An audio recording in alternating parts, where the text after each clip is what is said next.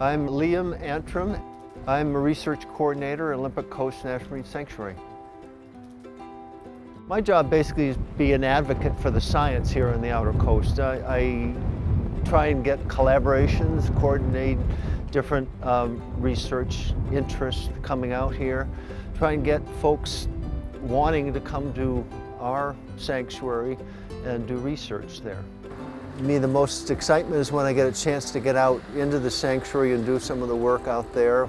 We've got some intertidal monitoring that we do routinely, and then we can get out in our vessel and where we're doing some water quality monitoring or surveys for marine mammals or seabirds.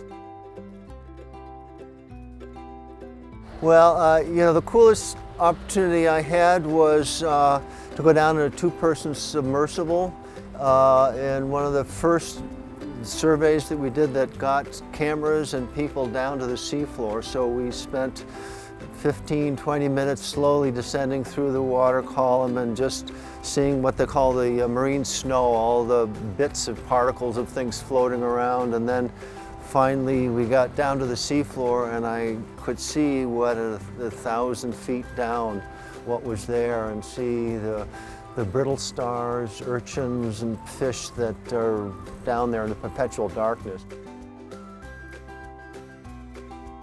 For young people who are interested in marine science or any field really, you have to learn. You have to go out there and be inquisitive, seek out information, seek out people who are doing things you might be interested in. And I think it's really important to actually get some experiences when you have an opportunity. Someone says they can take you out on a boat or you can help with a certain project.